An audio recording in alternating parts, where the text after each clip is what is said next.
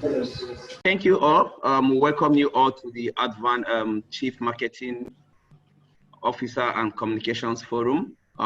Appreciate every one of you for making our time, and I'm blocking your calendar to join us for today. Just before we go, the team is projecting the agenda for the day. I would like by introducing the ESCO for Advan. And of course, I will start from Ms. Bumi Adeniba, who is the acting president of Advan, and Mrs. Bridget Onyefeso Odunsami, who is the first vice president. We also have Mrs. Ediri Osale, who is the executive secretary for the association. We also have Ms. Bukola Bankole, who is in charge of our publicity. And also in that line, we'll have Ms. Gloria Nwabike, who is an ex-official. We equally have Mr. Ehis Omokare, who is also part of the ESCO and our ex-official. And in that line, we also have Mr. Gerard Osugo, who is an ex-official for Advan. And so I would like that we take 1 minute from the ESCO to say hi to the entire team and people that is in this session. So Ms. Bumi, can you say hi to the house? Morning, everyone. Thank you for joining us. Thank you, Emmanuel, Chris, Manogre. Thank you to all our panelists here and to John as well. Okay. All right. Ms. Bridget Onyefeso. Hello, everyone. Thank you for joining us this morning. We're really glad that you made it, and we look forward to a very insightful session. Thank you, everyone. Okay. And Ediri, please, can you greet the house? Good morning, everybody. Thank you so much for being a part of this webinar. Thank you for being here. I wish you all all of us a very productive session. Thank you. Okay, and we'll have Ms. Bankole, who is our publicity secretary. Good morning, everyone. Thank you all for joining, and I wish everybody a fruitful session. Okay, and then Gloria, please, can you say hi to the house this morning? Good morning, everyone. Nice to be in this session today. Thank you all for attending. We look forward to a very exciting and productive session today. Okay, and then we'll move straight to Gloria, Gerard, and of course, Gerard and Ahis. Good morning, all. Thank you all for joining this webinar. It promises to be quite insightful and exciting. So stay tuned. Okay, Ahis. Yeah, good morning, everyone. This is Ace. It's exciting to have everybody here. I'm looking forward to the great session. Thank you for joining. All right, thank you. And those are just words from the Advan ESCO. And so I move straight to introduce the panelists and the speakers for today. And please permit me to start with Mr. Chris Wolf-Caesar, who is the marketing director of Friesland Campaigner. Chris, please, when I call each of the speakers and panelists, I would appreciate if you can just say hi to the house. Hello, everyone. I hope you're all doing good. Looking forward to an exciting conversation about VUCA. Thank you. All right, thank you. And then we'll go straight to Mr. John Broom, who is the Chief Executive Officer for Australia Advertising Association. Good morning, everyone. Very pleased and indeed very honoured to be with you this morning, and I hope, and I'm sure it's going to be a very, very interesting session. Thank you. All right, thank you. And then straight we'll go to Ms. Ife Dozier, who is the Marketing Director, Sub-Saharan Africa for MasterCard. Good morning, everyone. Indeed, it's an honor and a privilege to be amongst all the panelists today to discuss a very important topic in these troubling times that we're living in. So look forward to the insights and the conversations and the questions. Thank you. Okay. And also introducing Mr. Emmanuel Ago, who is the Marketing Director for Jotna Group, the Lakasara company. Good morning, everyone. Good to be here. And I wish we're all keeping safe. And let's have an interesting session today. All right, thank you, Ima. And then we also have Ms. Bridget Onyefeso Odunsomi as also part of our panelists. And again, we'll have Bridget say good morning and say hi to the house. Good morning again, and hi everyone. Thank you. All right. Straight we go to Mr. Agre Maposa, who is the Chief Growth Officer for Cantab, West, East, and Central Africa. Agre, please, can you say good morning to the house? Good morning, everybody. It's a pleasure to be here. I'm looking forward to the discussion, a very important discussion in these very troubling, trying times that we are in. Thank you. All right. Thank you. And so at this point, we'll go straight to have Ms. Bumi Adeniba, who is the acting president of Advan, for her word to the webinar before we go straight into the full session. All right. Okay, so I would first just two simple things that I want to do. The important thing is to welcome us, but more importantly, I'm mindful we're running a bit late to get started. We apologize for that. So the interest of course correcting our time, this is not going to be a very long speech for me because the conversation ahead of us, marketing in the VUCA environment, is quite instructive enough and topical at this point in time.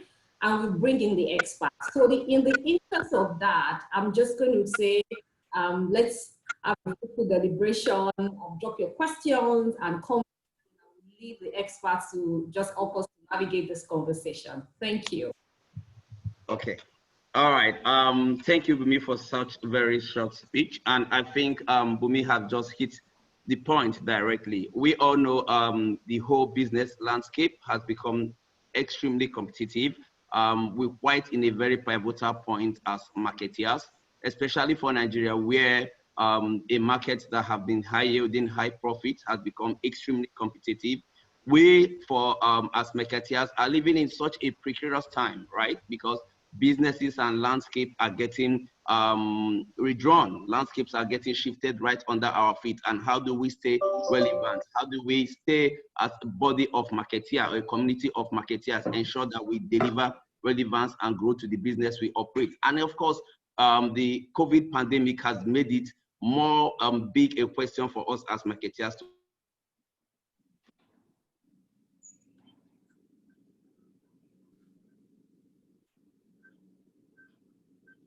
to answer that question daily. So that has precipitated the conversation. I'm going to go straight to our first keynote speaker for the day to have his thoughts and to start the conversation. Thank you. Good morning, everyone. Hi, my name's John Broom. As I said before, I'm very, very honoured to be with you today. I'm sitting in a very cold room in Sydney, Australia. It's actually our winter. And this morning, very unusual for Australia, I woke up to a ground frost. So just to show that it's a very different world than what I was expecting.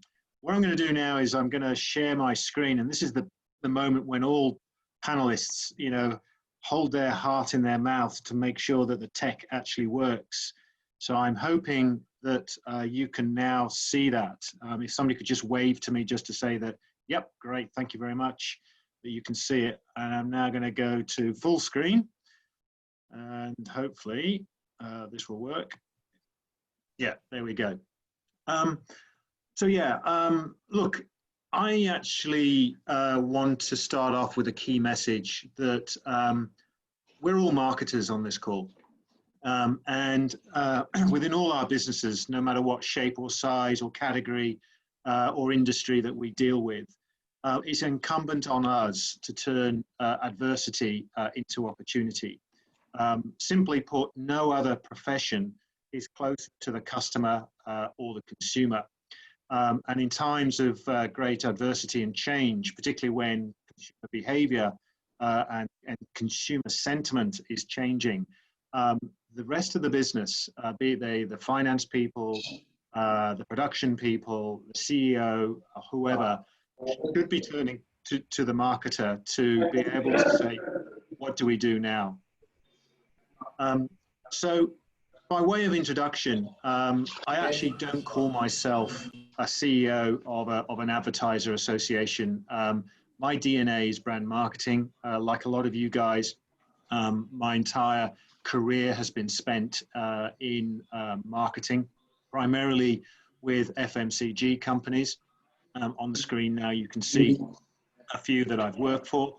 I've kind of like sized these in context of the influence on my thinking, on my marketing career. So I spent the longest time with Reckitt Benckiser. They were very defining for me in terms of how I approach business and commercial issues through marketing. But also Kellogg's and Nestle, very influential. And I also spent a short period of time at Unilever here in Australia too. So, my DNA is brand marketing, and I look at any commercial problem through brands. And I think that's my first message to you. You're all, in command, in control, custodians of brands, many of which will be, I'm sure, quite old brands.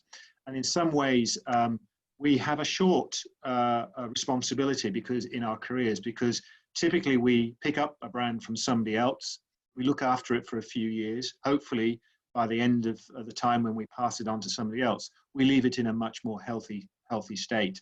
And I think the tenure that we've all now got on our respective brands is in a set of circumstances that are obviously unprecedented. So it really does call for very, very different thinking. And that's the theme I'd like to share with you as I go through my section this morning. So what's important right now? And look, I'm not going to get into conversations as to whether it's a V-shaped recovery, a U-shaped recovery, when is there going to be a vaccine? Is that going to change everything? Because all those things are, relatively speaking, unknown and unknowable. We can't control those. So it's, relatively speaking, pointless in talking about them. I think we actually have to go back to some more fundamental issues. And that is really about asking the right questions in the first place about our business relative to our customers or consumers, because the answer will be different for each of us, of course. Some categories may be facing situations where actually the consumer involvement with or engagement with your business hasn't changed much at all. Others may have actually seen something completely change overnight. So that's a very, very different question to solve for. But it's very, very important to actually identify what that critical problem of yours is, and then focus in on solving that. This may all sound very, very motherhood, but believe me, the number of my members who are chasing after questions or problems which they've got no real chance of solving because they are, in the grand scheme of things, to the customers, for example, their brand might be irrelevant, and hence, the amount of time they're thinking about that is inconsequential. So it's really, really important to narrow in on asking the right questions. The other thing, of course, to remember is a lot of the assumptions that we've all based our plans and ideas, our visions, our growth strategies, our executional plans or whatever, of course, could have changed. And it's very much a case that we have to go back to basics and check out each of those assumptions. Are they still true or have they changed? I think the third and final aspect that's important is we need to drive confidence that a brighter future is real, because ultimately the marketing profession is accountable for being the lighthouse for their business. We can, metaphorically speaking, or should be able to see over the horizon. What is the consumer thinking today? Why are they thinking that? What insights does that generate? How do I, then turn those insights into commercial ideas and opportunities for growth?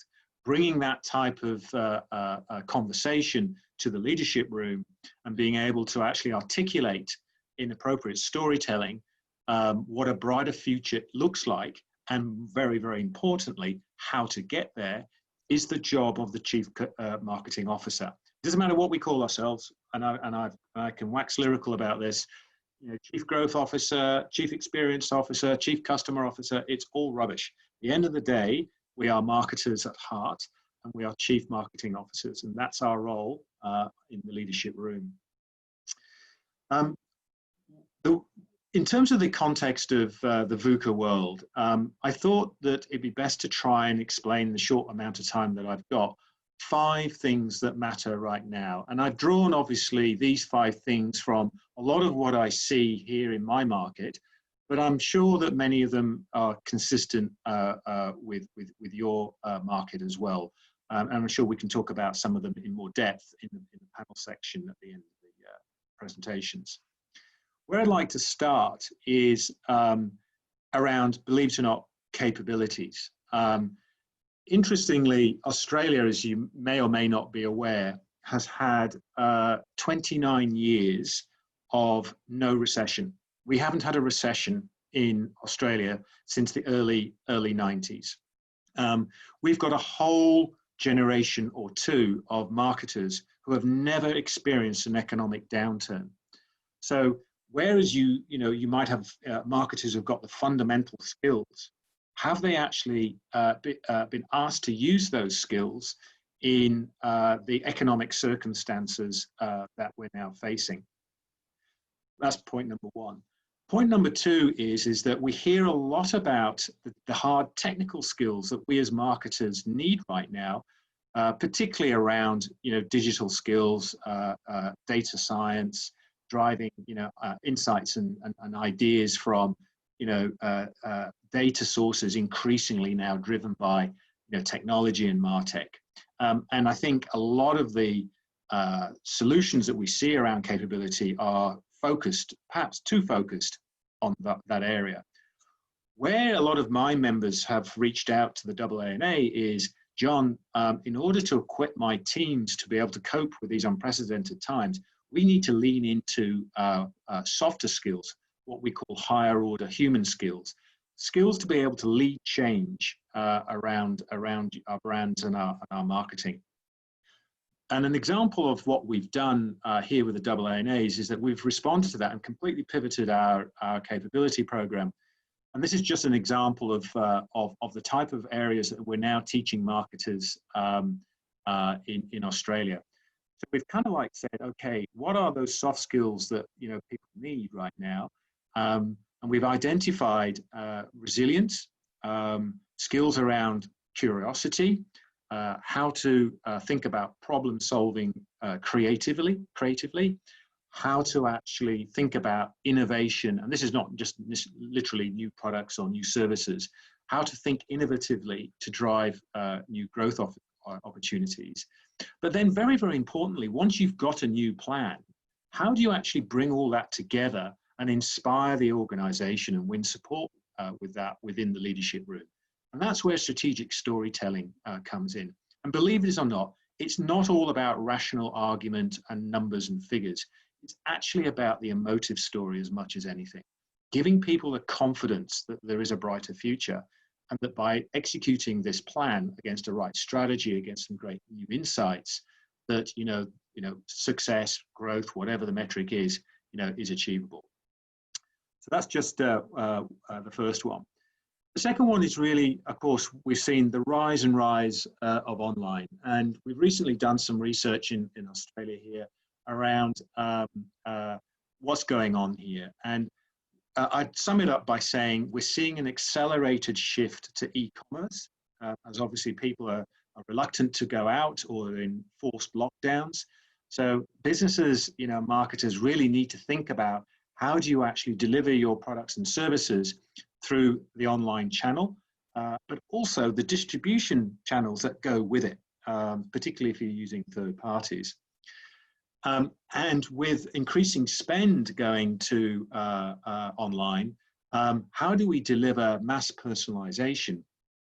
Obviously, traditional channels like TV are great at mass marketing, but online gives us the additional flexibility through addressability and targeting to deliver more personalized messages. But it has to be on a scale basis, because if you don't, then you're never going to get the commercial outcomes that you're looking for. Thirdly, first-party data will be king. I think we've all heard of the death of cookies. Apple are going to be changing their identifier system on the iPhone and the iOS system. Basically, our reliance on third-party data, as delivered primarily through cookies today, is going to disappear within 18 months. So I think nothing like a crisis to stimulate change. I think businesses need to get into the space of gathering their first-party data now, owning their customer quite literally. This will be supported by the continued growth of connected TV. I'm not sure what the stats are for you guys, but in Australia now, more than 55% of homes have a smart TV. Addressability is becoming an option for reaching TV audiences. We all know that the large screen is the most effective screen through attention. So therefore, if anything, this is a rebirth of TV, which is great news, because it gives, everyone's been crying about the death of TV. Well, guess what? It's like the phoenix rising from the ashes. It's back and it's here to stay. Fourth, there's no getting away from the fact that, despite pandemic, despite depressions, recessions, or whatever, the old truth that great ideas and great creative drive growth doesn't go away. Believe it or not, and as you most probably aware from Binet and Field work, having a really great creative execution doubles the ROI of your media.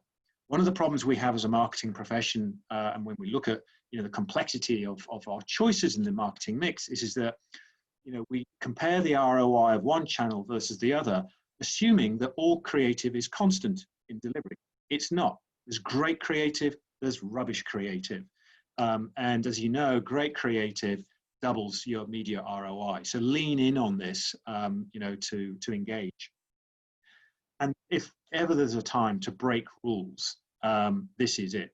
Break rules, break the paradigms, challenge the assumptions, and just start with a blank piece of paper and build again. And then finally, I think we have to take a long-term view. As much as we're under pressure, particularly from the CFO, for I need results this month. The science, the empirical evidence around the long and short of things is not going to change. Short-term focus will just do this all the time. It will never do that over time. And the important thing is that we have to get that balance right. So, the investment split, should be 60% long-term focused brand building, 40%, performance marketing, short-term sales focused. As soon as you start seeing that swing the other way, you start to see your growth trajectory and your brand health metrics start to wane away. That won't change going through a recession that we're now facing. And of course, by definition, that means we have to have a multi-year vision. So it's not just about going to the board or the leadership group and saying, this is what we're going to do this week or this month. By all means, talk about this week, next week, this month, but then say, this is part of a broader plan for this financial year, which is part of our 3-year or 5-year strategy for the business. So that we can all join the dots towards a long-term future. So I think I've used up my 15 minutes. Hopefully I've kept close to time, but I'm very happy to take questions in the panel section to follow. I'll hand over back to you now. All right. Thank you, John. Thank you for opening our thoughts with that.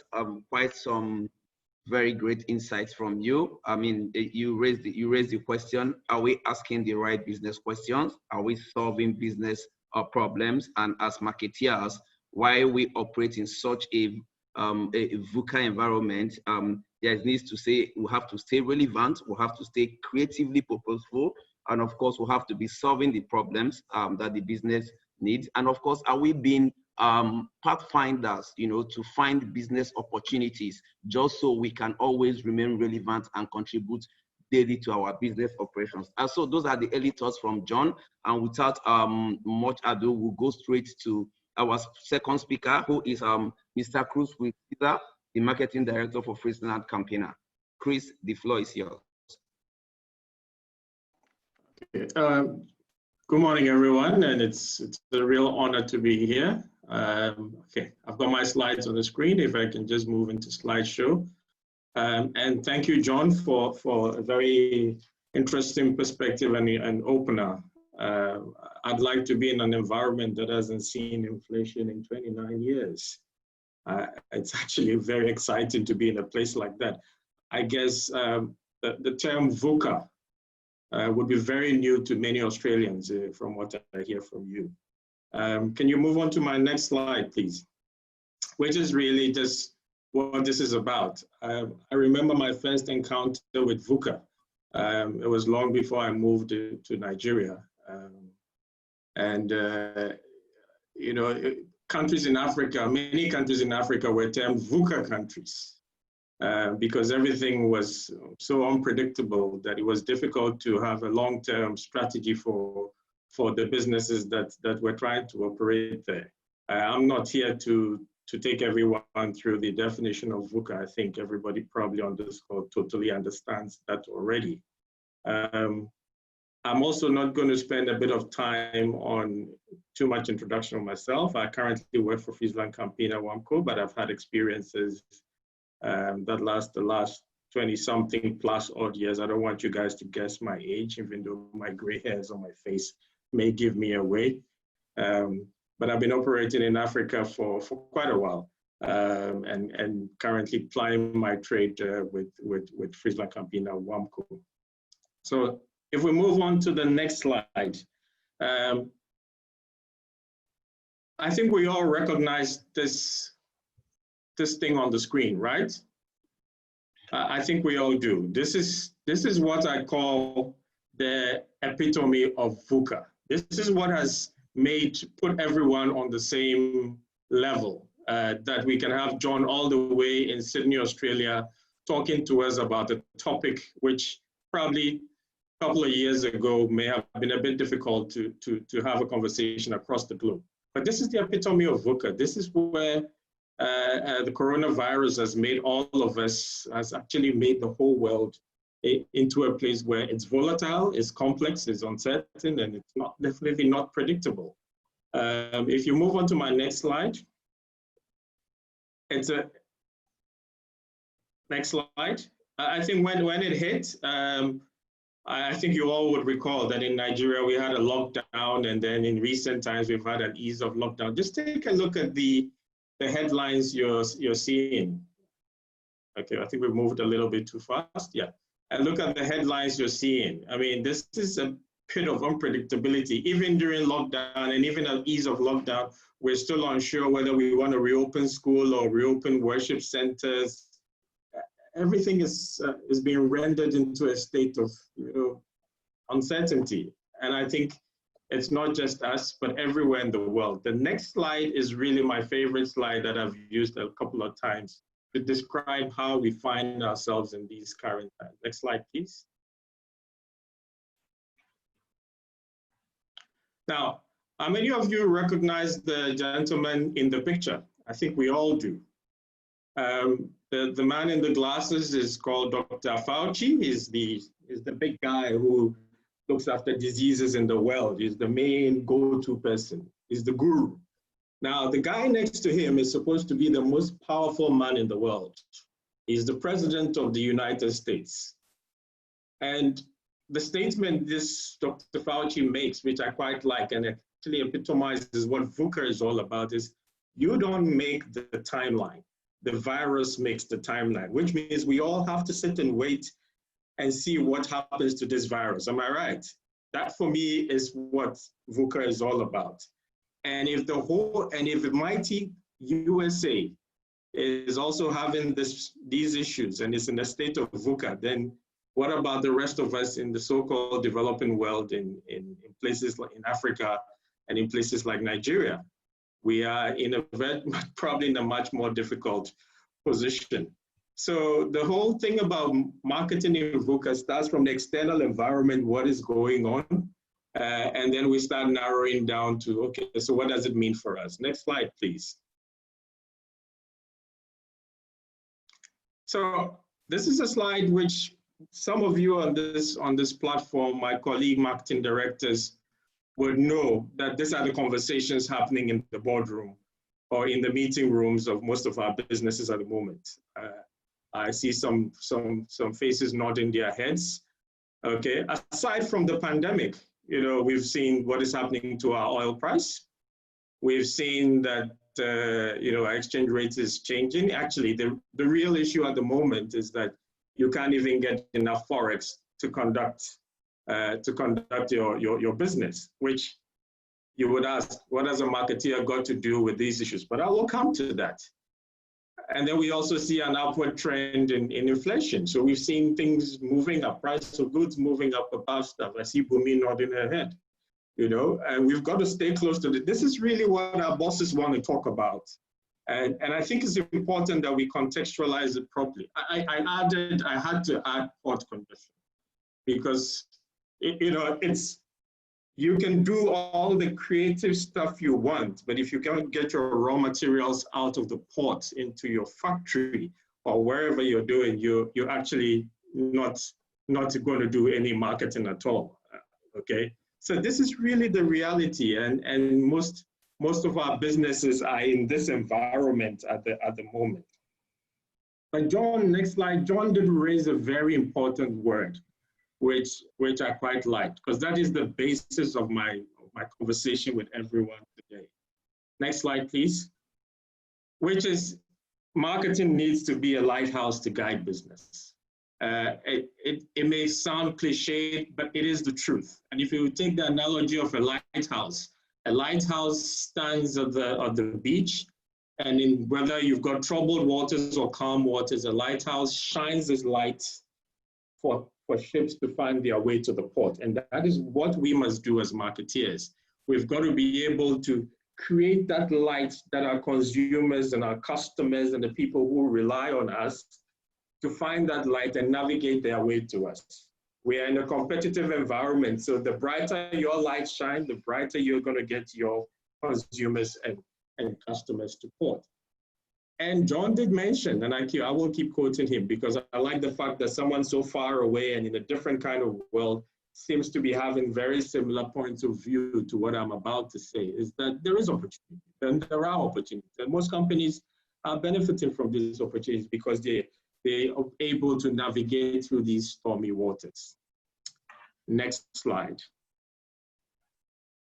So I think the first thing, I mean, in any organization where you've got marketing has to be the champion of the consumer. And if you're in service, it's the customer. But, you know, so for the rest of my car, I'm going to use consumer because according to Professor Doyin Salami, is whoever pays for your good or service is your consumer. So I'm going to use consumer for most part of the conversation. If you look at Nigeria, we have a lot of consumers, 200 million plus consumers. We've got to be able to cater for them, whether or not the world is falling apart or not. That's our job as marketeers. That's our job as marketeers in guiding our businesses to make sure that they arrive safely at the ports of our business. Okay, whether or not you're catering for the top part of the pyramid, you know, or the bottom part of the pyramid, it really doesn't matter. You've got to be able to make sure that you have enough insights and enough knowledge and enough wherewithal to be able to guide businesses to make the decisions to take care of each and every one in the consumer space that you're targeting. And that is the primary mandate. Whether or not there's COVID or no COVID, our job doesn't end because people must eat, people must bath, people must use cards to make purchases. You know, life doesn't come to a standstill simply because we are in a VUCA environment. And I think that is the role of marketeers. Next slide. So I determined that if you look at what's going on in our environment, the VUCA environment as we would term it, consumers are in a difficult space. marketeers are in a difficult space and businesses are in a difficult space. I think the first thing, apart from our mandate of making sure we have the insights to draw on our mixes and what we do and tell the consumer, is to try and do what I term these 6 things, okay? So first, you've got to empathize with the consumer. Is that, look, I hear you, things are tough, you know, if possible, go ahead, do some palliatives, do whatever you need to do to make sure you're empathizing, the way you speak to the consumer, the way you communicate. You must be able to do a little bit of empathizing, because consumers can also be skeptical about the role of brands in their lives when they don't empathize that, hey, what's happening to you? Don't you see what I'm going through? We've got to educate about what is happening right now with COVID, or what is happening right now with this. So we've got to be able to play a role bigger than just we want to sell you our product or want to sell you our service. We've got to be able to encourage them through the phases they're going through. We've got to be able to entertain them, because at the end of the day, brands have a role in making sure that they add value to people's lives. The number 1 currency of all humanity is happiness. So how do we make people happier than they were before? And brands have to find their way, businesses have to find their way through that. And we must cater for everyone. And more importantly, we must evolve. And I think John mentioned the whole idea of offline to online. There is so much evolution going on.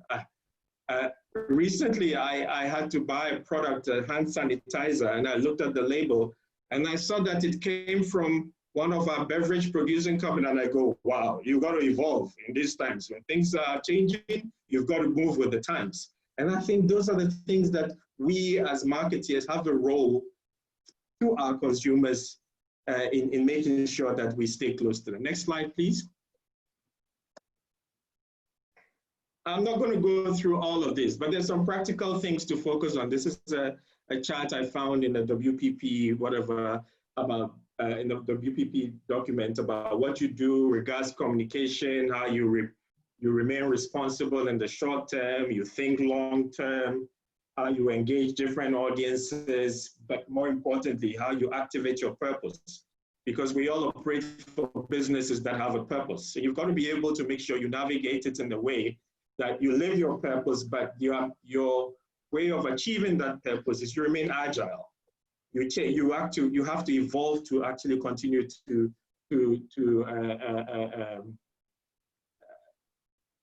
achieve that purpose. So I'm not going to go into it, but I think if you think about communication alone, you have to listen, be transparent. There's a couple of things I mentioned on it, but I'll share this slide later. If anybody's interested, you can look at some of these principles, which I found very useful. But my next slide is probably the crux of what I'm going to talk about today.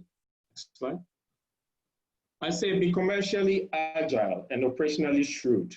Now, I sit in a position where we have to make decisions on what we do with our product line and our ranges and what we do with the front line of our business on a daily basis. And I've got 10 principles I just want to run through very quickly.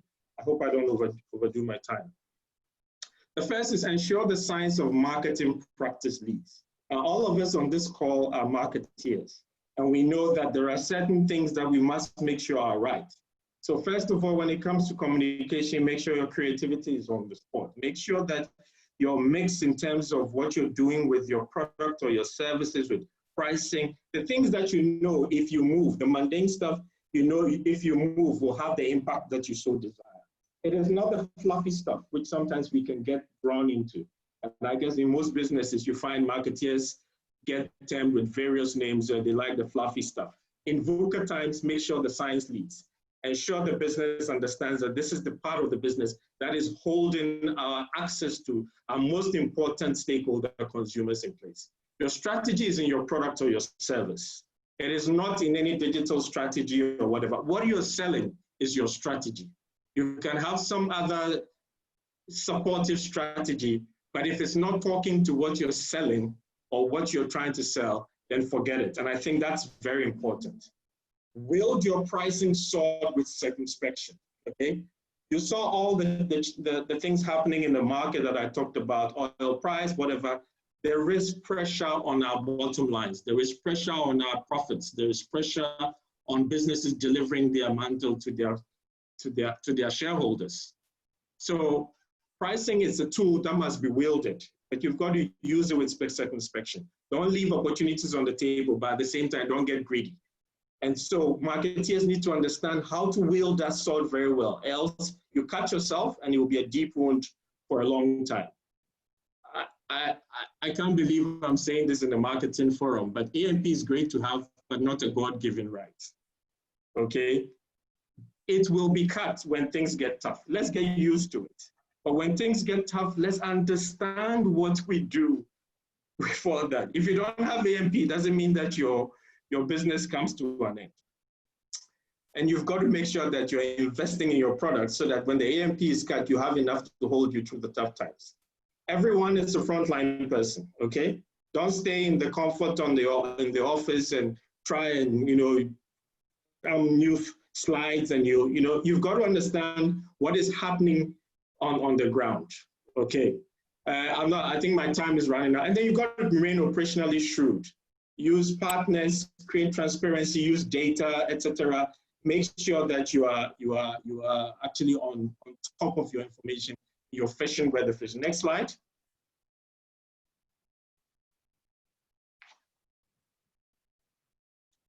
So long term, be guided by your purpose. Always think long term. Rekindle the basics of our vocation. Eliminate waste. And make sure that when you eliminate waste, the benefit of the waste is used to spiral more growth, because that's the only way we're going to win in the long term. Next slide. So I go back to the principle of the lighthouse, just to recap and to close. I like this quote. It says, I can think of no other edifice constructed by man as altruistic as the lighthouse they were built to serve. So if marketeers are lighthouses, we were built to serve. We were built to serve our consumers, and we're built to serve our businesses. So we have to do that. Next slide. And so I have a mandate and the challenge for Advan, okay? Advan was built to serve. Advan is supposed to be a lighthouse for marketing all across all of Nigeria. So I like the 4 tenets of Advan: visionary, thought leadership. So we must be able to have fora like these where we can have that very high level thought leadership. And I'm grateful to the likes of Bumi and Idiri and the team that have put this together to share this knowledge and to build capacity for all of us to guide us through how we operate in our businesses. I am glad people like are on this forum where we can use data, research, and the right level of insights collected to be able to guide our businesses. And that is very, very, very key in going forward. Next slide.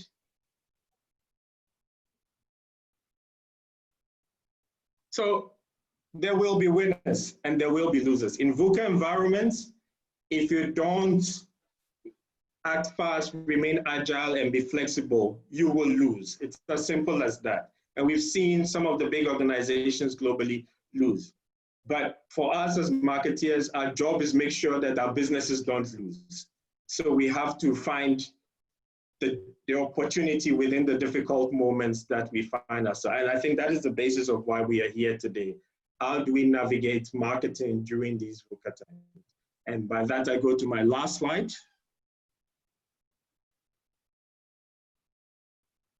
Just a summary, just so everybody walks away with a few things. Okay, the whole world is in VUCA, not just Nigeria. We have to navigate our issues. Whether it's port congestion, we must fix them. We must face our realities. We must champion our consumers. We must make sure that we are guided by our business purpose. Commercially agile, I talked about a few things to make us commercially agile, innovate, all of those things. And then there's a role Advan plays in our lives, and Advan must play that role a lot harder. And to be honest, opportunities do abound. This is Nigeria. We've always survived. We've always been there. We will survive this one too. And with that, I say thank you. And my final slide is have a cup of tea. Thank you.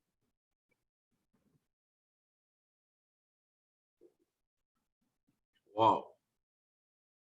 Wow. Thank you, Chris. That's quite a very insightful slide and thought. So to all, the slides will be available on the Advan website. But Chris, you've really helped, nailed it. One thing you clearly called out here is the fact that there's pressure on the bottom line. But when I also hear you say to a fraternity of marketeers that advertising budget is not God-given, then I think people will want to have a chat with you after this. But very clearly, very insightful thoughts. As marketeers, who always have to remain the lighthouse to help businesses navigate a VUCA period, and the lighthouse to help businesses find opportunities. Opportunities are bound, some businesses on double digits right within an VUCA environment, while some businesses are trying to survive on a single digit growth. So opportunities are bound, but we'll have to tap into the opportunities while we operate. So with that, we will go straight to our third speaker for the day, who is Emmanuel Ago, the Jotna Marketing Director, which is the Kasara company. So we'll have Emmanuel take us through his thoughts for marketeers operating in such a VUCA environment. You're welcome, Mr. Ma. The floor is yours.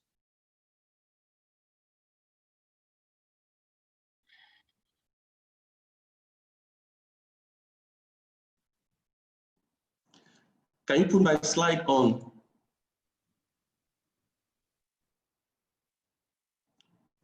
Yes, we're on it. Yeah, please go to slide 5. Let me start from there. Push to 5.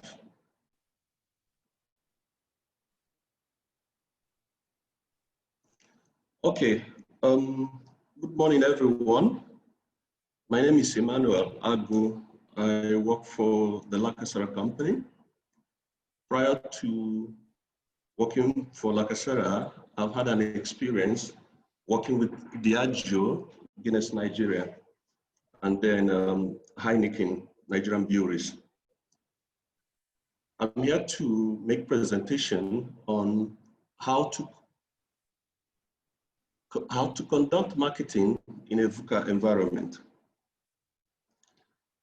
I've heard what Chris said and what John said, and I want to also let us know that the VUCA environment is not strictly restricted to the outbreak of the coronavirus or the pandemic. For all of us who are here in Nigeria, you will bear witness with me that we have been in a VUCA situation even long before the breakout of the pandemic. There are so many things happening in this country that has VUCAized us, if there is any word like that. And when you talk about the activities of the insurgents, Boko Haram, herdsmen and farmers clashes, banditry, unprovoked ethnic conflict, leading to unnecessary bloodletting. And then these have also led to suspension of execution of marketing plan on greater part of the country. This northeast and northwest of Nigeria is barely accessible because of this conflict, and that affects marketeers in Nigeria. Where you can create a campaign, is it not in an atmosphere of peace that people will be able to notice or partake in your marketing campaigns? And then we talked about the foreign exchange, spike in the foreign exchange that have made, that have led to depreciation of Naira and makes raw material import and goods very difficult.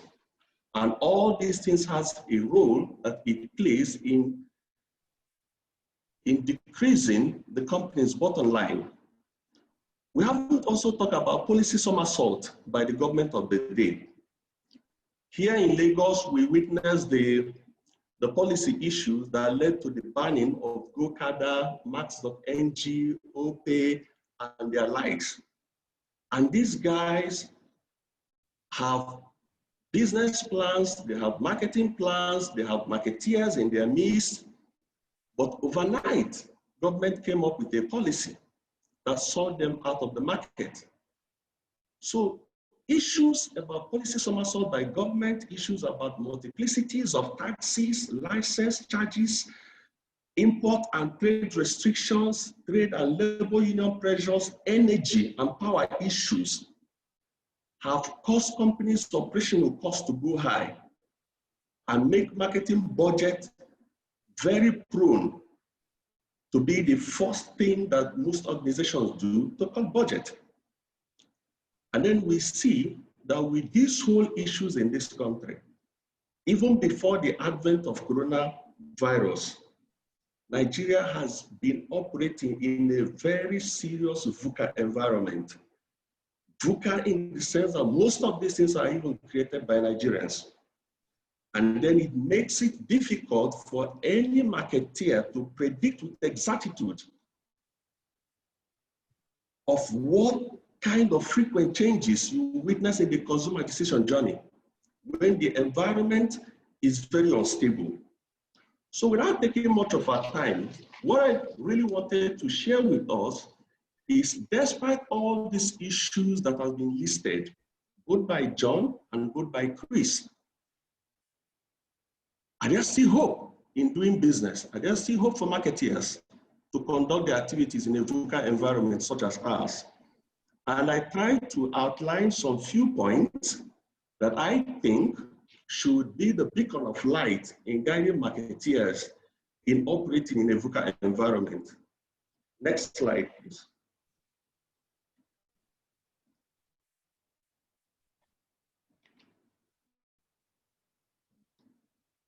And I'm going to take the headings and run with the headings. I'll leave the rest of the body text.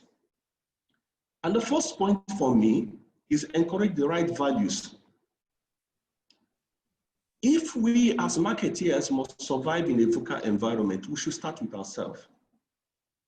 What kind of values do we encourage in our marketing department? As chief marketing officers, as marketing leaders, do we foster the right values in our business? Because the truth is that your team has to be tight for you to even confront the VUCA environment out there. How do we reward ideas? Do we hire agile and creative thinkers? What kind of people do we have in our team? Recruitment is key if we must survive in a VUCA environment, by making sure that we get the right set of people in our team. And by promoting the right culture. Sometimes people move, or most of the times people move job because they are not happy with their boss. And sometimes people move because they move with their boss. What kind of culture are we setting up in our department? Are we building a culture that will reflect the kind of impact we want to see in our team?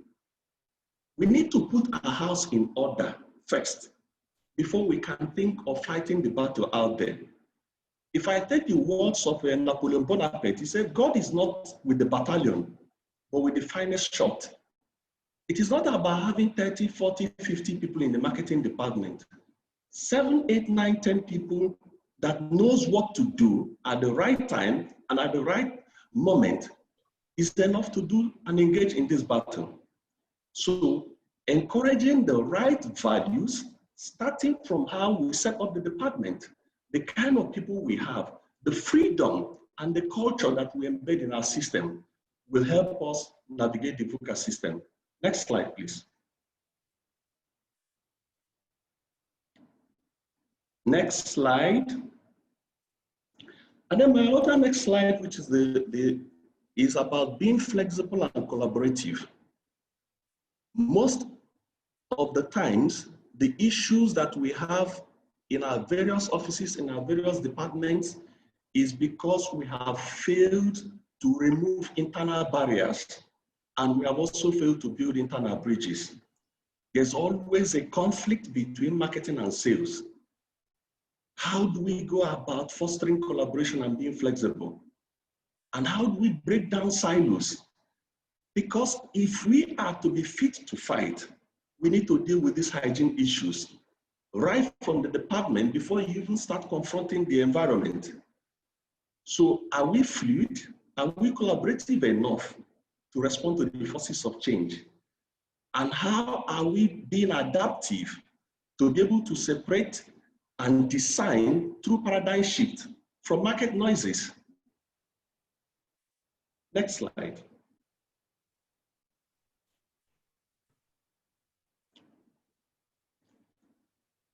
Then the third slide for me here is, if we must survive and do our marketing work very well in the VUCA environment, we need to expand our business models. I'm happy Chris said something about 7-Up bottling. I also took note of it. This is a beverage company in the onset of this pandemic, kind of visualize what the impact would be in the economy and move straight into the production of two-shot sanitizer, hand sanitizer, and surface sanitizers. But what is critical here is, if you run with only one business model, you are likely going to be a victim during a VUCA situation, especially if that business model is grossly affected. And then navigating this environment calls for a multiple business model. And we have seen people and organizations do that, like DSTV, evolved. Uber has evolved. If we look at the Dangote and the Gokada playbooks, you will also see the evolving of many organizations trying to create multiple business models that will ensure that no matter what the environment will portend, they are sure likely going to have a way of escape and a way of building insurance for themselves. And Brazil research also shows that businesses that on the average are 4 times bigger, that have multiple areas of business, are 4 times bigger and are growing 10 times faster than others. So as marketers working in an organization, what are those low-hanging opportunities that we can see through which we can expand our business models so that we make ourselves less open to the issues of VUCA environment. Next slide.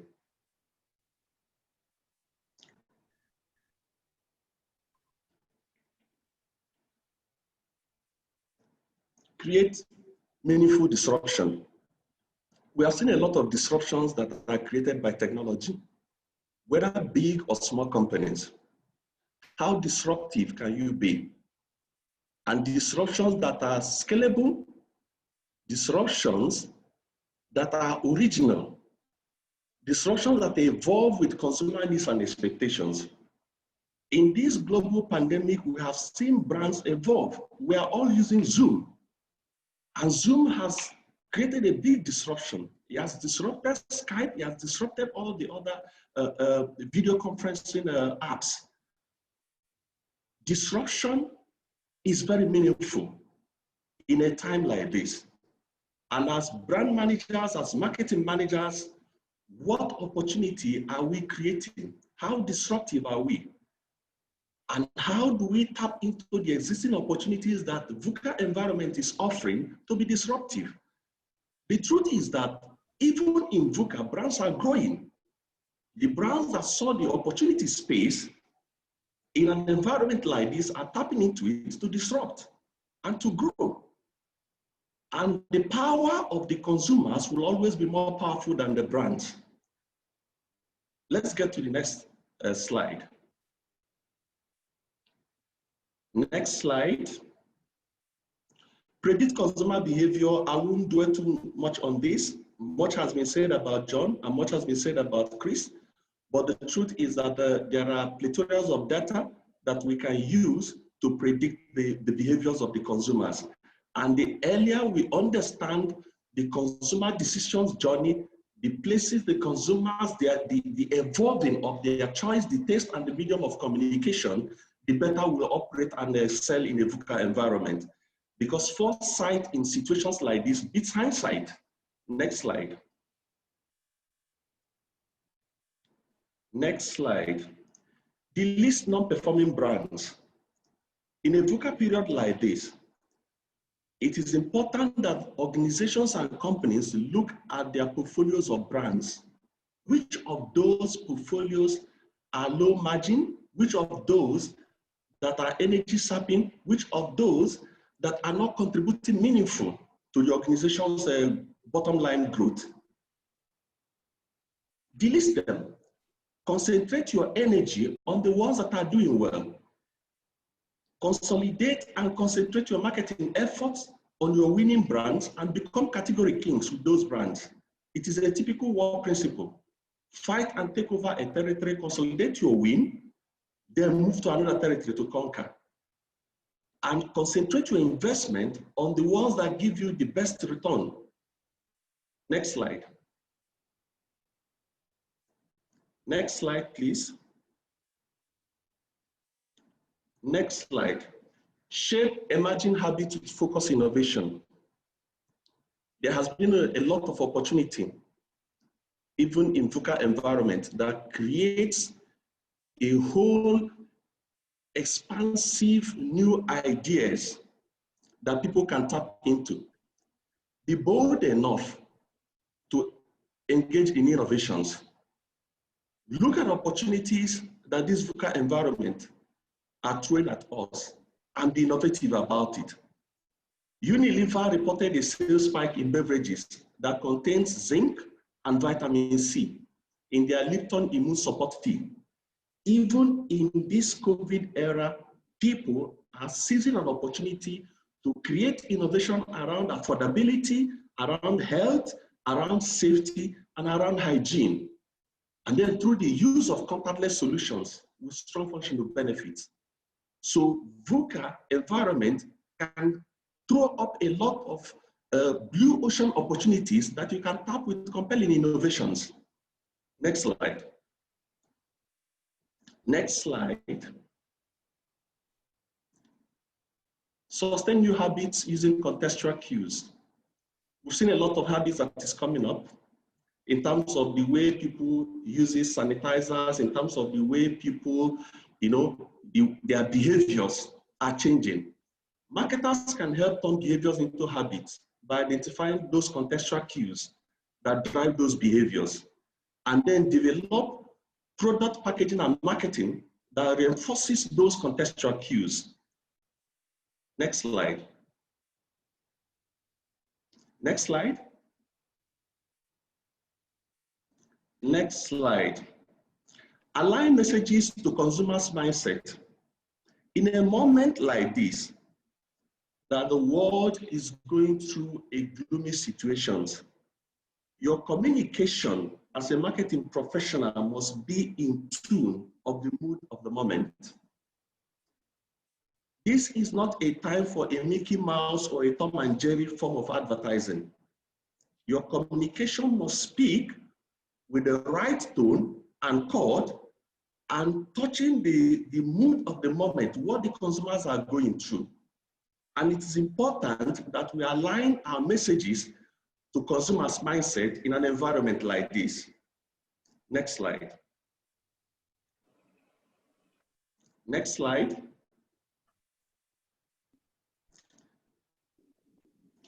Analyze consumer beliefs and behaviors using granular data.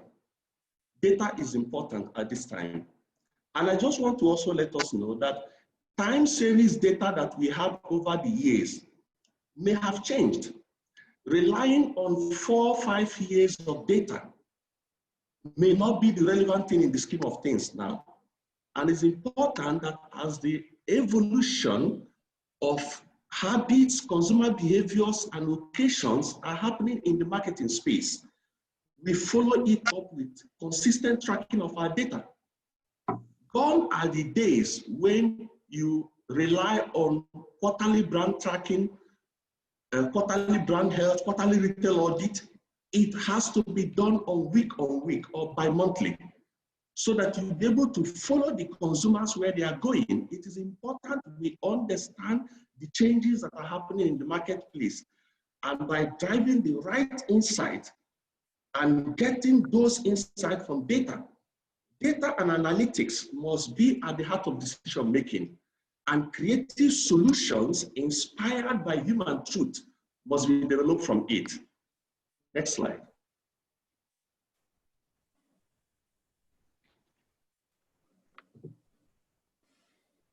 Chris said something here when he said, whether we like it or not, budget must be cut and budget is not given. But what I'm saying here is, with the issues on ground and that leads to budget cut, we need to spend smarter. And in spending smarter, there is always an opportunity that you can have to spend your budget rightly. Look at what is happening now in Nigeria with whole inventories, fallow inventories that are bound. Marketers can negotiate a hard-nosed discount with all the partners in a period like this and get great value for their company and for their product. So, and again, marketers should not be in isolation. Marketers should not go on isolation. So what you see in a VUCA environment like this, when budgets are cut, people now say, oh, there's nothing we can do. You can still do a lot if you are creative with the little budget that you have at hand and do something in the marketplace for your brands. Let the voice of your brands be heard. In situations like this. Hello, Ima, you have just a minute to round up.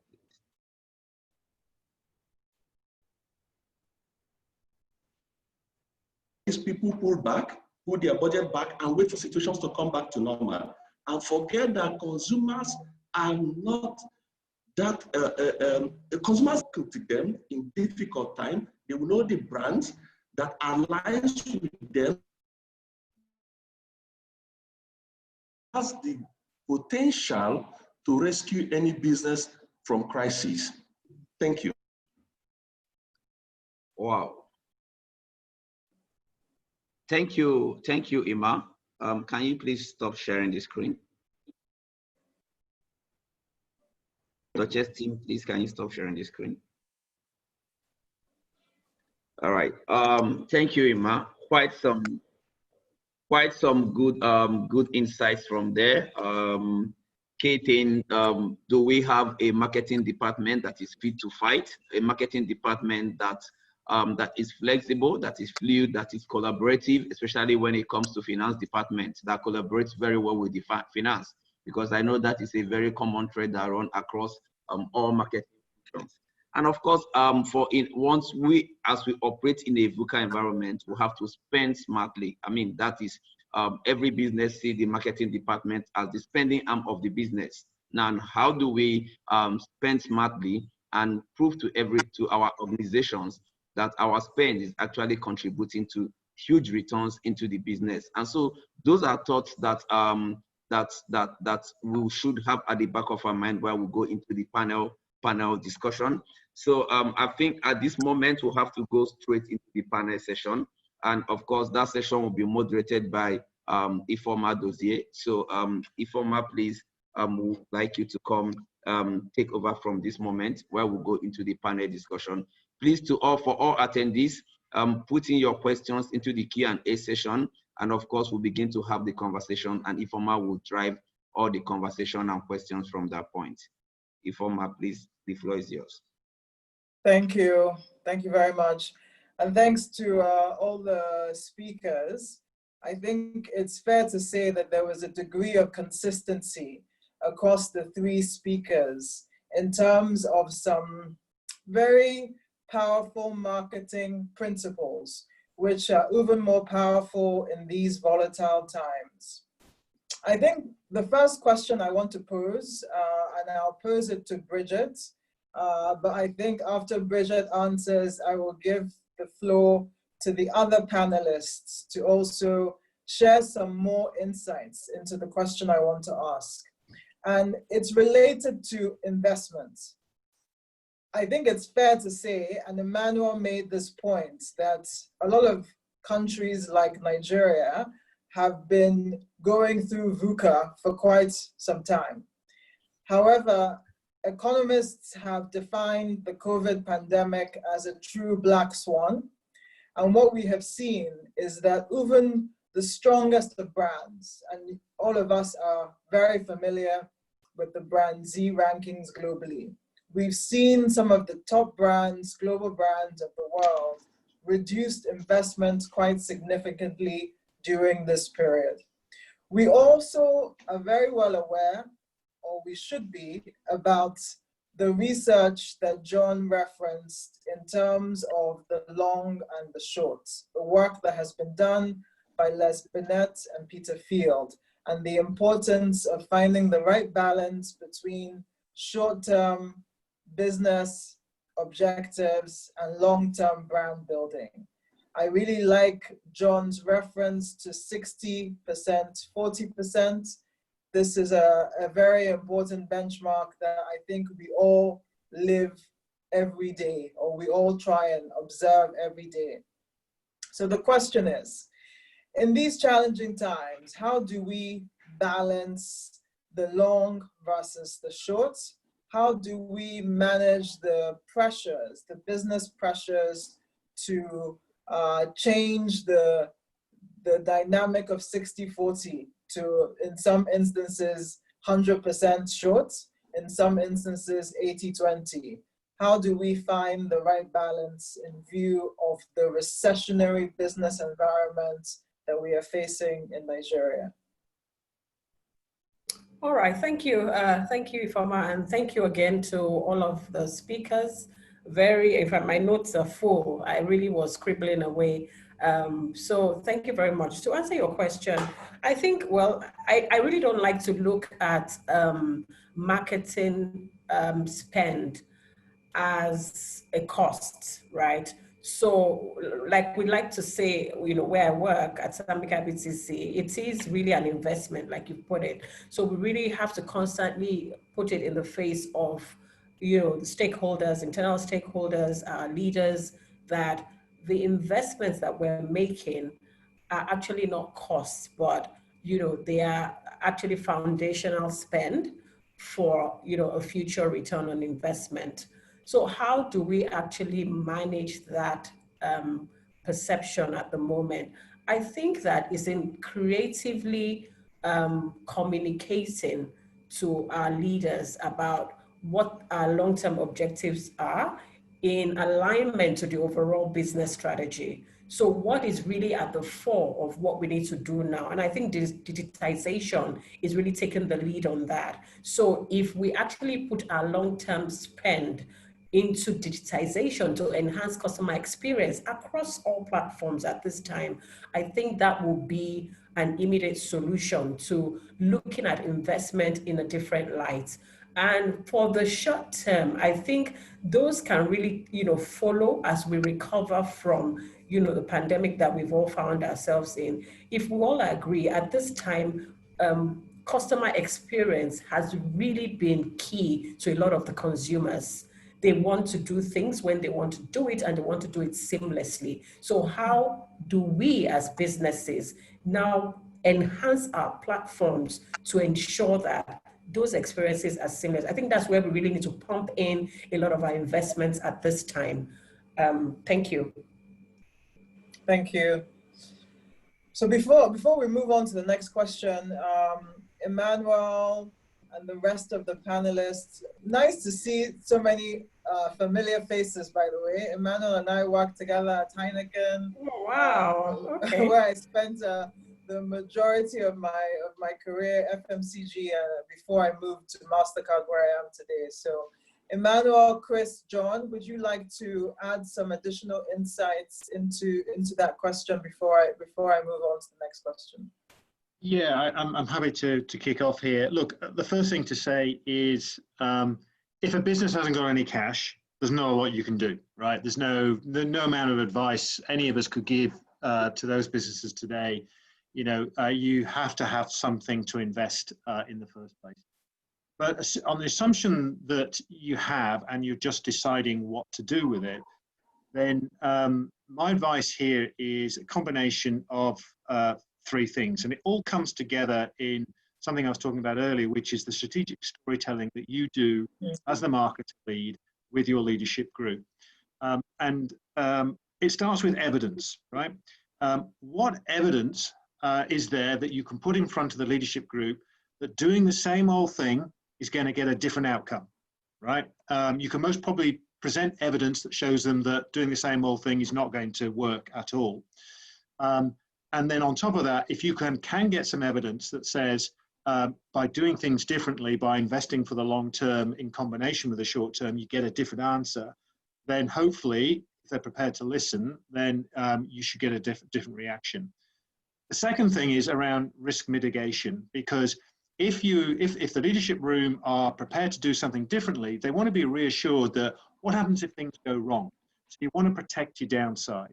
And you can use things such as the principle of 70-20-10, which is you invest, say if you have $100 to invest, you invest $70 in things that you know are going to work, because you know, for example, TV gives you this reaction, it's fairly predictable.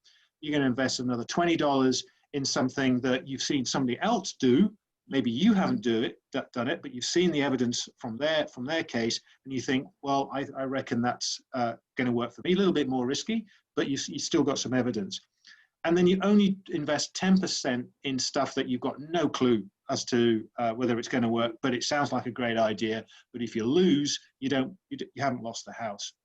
Then the third thing is simply courage. Yeah, has your business got courage? Because if it hasn't, then that's a tough place to be. Thank you, John. Okay, so if can I make a quick yes, addition to it? I think I'm the bad person on the call today, because I think people are alluding that I said advertising must be cut. I said it's great, but it's not a God-given right. Now, if I worked in the tourism industry or in construction or the industries that have gone down at this time, there is no way you're going to get a free handout of advertising. And I use the word carefully, advertising and promotions. In certainly, I didn't say marketing spend, because marketing spend goes, you can use spend to ensure more physical availability on shelf, all of those things. That is great. And in one of my slides, I just say reallocate spend when necessary.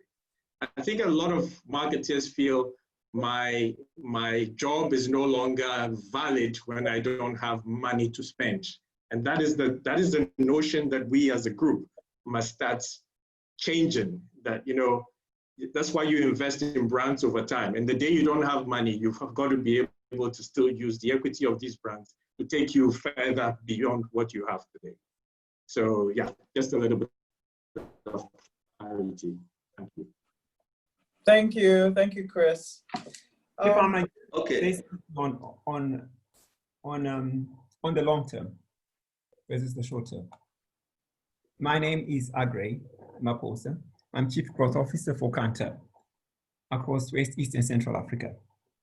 I think it's very important for marketers to realize that we have the now, and we have the core mandate we have is the lighthouse, which is what Chris and John alluded to earlier on. As a lighthouse, we guide, but not only do we guide, we bring purpose. We bring purpose into the lives of consumers. So in this time, or in these times of all times, it's very, very important to have very clear purpose that goes beyond just your sales as marketing people. When you have this purpose and you invest in this purpose for the long term, then even when strong winds come and try to push you around like we have now, you are much better than the others. As you have seen, Brand Z results have clearly shown that those brands that have invested over time emerge quicker out of such situations like VUCA. And even right now, those brands that are stronger and stronger equity have performed much, much better than the brands with weaker equity. So for the long term, you still need to balance that. You still need to put that investment in building strong purpose that have strong consumer connections. And then in the short term, as long as people understand who you are, how you deal with the short term, everybody is more understanding, more lenient when you make mistakes, when you don't, when you accelerate and so forth, they can understand. But I just wanted to emphasize on the importance of purpose in brand building. Thank you. Thank you for that, Agri. My next question is actually for you. So quite a number of the panelists and also yourself in your opening statement mentioned analytics, ROI, evidence-based. You know, and Chris, I really like the phrase that you mentioned, make sure science leads. And it builds on that notion of marketeers being the lighthouse in the organization, providing the thought leadership and ensuring that we are providing those insights. So in specific relation to that question around science, Agri, could you help us shed some more wisdom, some more insights, especially given your field, in terms of how we can equip ourselves to lead with science in a way that provides that lighthouse feature and capability to the rest of the organization? Thank you very much, Ifeoma. It's very important when we are going through such uncertain times, volatile times, to introspect and self-reflect. And it's only so true that for the many decades, researchers and marketers should have changed. We have known many ways in which we should have changed, but we have just not been quick enough to doing it. And I guess we have been pushed during these times to move quicker. There are several ways in which we should be more agile. You know, we're talking of a volatile environment. Things are happening now and we cannot predict them. So we should be able to have information systems that give you information very, very quickly and that are agile. One thing that I've seen emerging with different information companies, which I think you should make great use of, is self-service platforms, where just like you can order your stuff online, just like you can order on Amazon, you should be able to order your quick feedback studies that give you feedback within a day or within 2 days. This is something that I know is happening. I know Ipsos offering it. I know Kantar is offering it. And I know quite a number of boutique smaller agencies are doing it. So you've got your advert, you want feedback, you want improvement, you should be able to just put in your filling on a form online, and you should be able to get that feedback within a day or two. Such agile methods become very, very important. It's also key that as you're doing all these agile things and getting feedback quickly, you still have your long-term systems that keep you focused on the core purpose of where you are going as a brand. So you shouldn't throw away your strategic tools that help you understand your strength and keep you sincere in your direction. So those long-term equity studies should still be kept. They will not be used for you to make everyday decisions, but they'll help you to stay online and on track as you do all those kinds of maneuverings. Because it's so uncertain, we don't even know where things are happening in the next 2 weeks and 3 weeks. It's important for us to have, as marketers, systems that give us information every day and to make great use of analytics, combining our sales data, our market information data, and all that continuous tracking data that we can get every week or every 3 days from our insights companies, depending on how you get it. Infusing all these so that you can have on a dashboard, which is live and ongoing, information that give you feedback. If it's social media feeds that have got the right kind of analytics that address your key performance indicators, these are the kind of things that you need to be able to change course quickly where you can, whilst you reserve those other longer term strategic tools to guide you in the direction you are taking overall. Thank you very much for that. Do any of the other panelists want to add or chip in to that before I move on to my next question? Yeah, I'll offer a slightly counter view, if I may. I still fundamentally believe that marketing is about the balance of art and science. I think certainly science and technology is playing a much more influential role than it has been, and that's a good thing because it's advanced a lot more to address marketers' needs, which is great. But at the end of the day, no matter, data at the end of the day, for example, is just a series of zeros and ones. It's what you do with it that counts. And I think as long as you have that ability to be able to extract insights and use insights as springboards for growth, that's where data's value and science's value plays its role. But to get that springboard for growth, you tend to have to lean into more softer skill sets, such as creativity, problem solving, curiosity, some of the things we were talking about earlier. Now, having said all that, I am a massive, a proponent of Ehrenberg Bass and, the Dark Lord of penetration, as Byron Sharp is fondly known as here in Australia.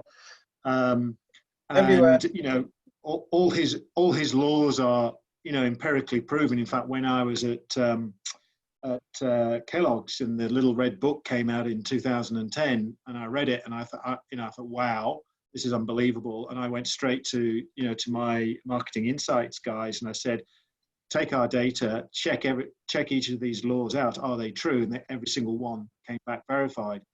That was a tremendous, confidence boost when it came to science. But ultimately, in order to drive penetration, for example, we had to come up with a better creative-led execution of our brand strategy to engage consumers. So it's both.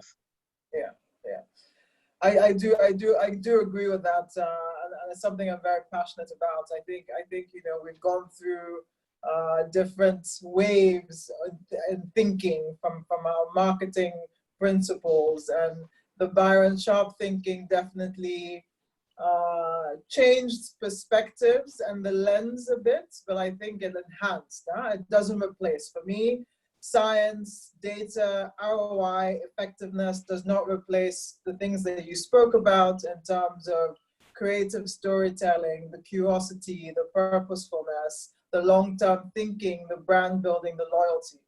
Some words may not be right for today's world, but I think at their core, the spirit remains the same. Now, in terms of purpose, which is an interesting one, a lot of you have spoken about empathy, about staying relevant. And I think it's extremely important. You can't be tone deaf in today's world. You have to listen to your end consumer and your customers. We see a lot of brands taking a stand on social issues. And I use those words very carefully because purpose is not always a social issue. Now, in those brands taking those stands, we see from research that lots of consumers today actually trust brands more than they do governments, and they're looking to brands to play that role. Now, to what extent? Because we've seen brands that have done so successfully, but we've seen those brands that have fallen flat on their face when they try and take a social stand. Pepsi is a classic example of things that went not the right way in terms of the stand that they took some time ago. So how involved should brands be in terms of social issues in light of the fact that in their DNA, some brands are built for it and others are not? I'll open this up, but I see John eager to respond. John, oh yeah, you've pointed that one right at me. Again, I'm going to offer a slightly counter view, right? And because I know there's a lot been discussed around purpose today, which I quite understand. It all boils down to, how do you drive emotional affinity for your brand, right? And, emotional affinity, as we know, is that, human connection to your brand. And, emotional affinity is far more powerful than some of the rational things the features and bells and whistles that we know about. Now, if at the end of the day, a connection through to a social issue is a way to drive emotional affinity, and that works for you and your brand in a relevant and authentic way, then good for you. Seize the opportunity.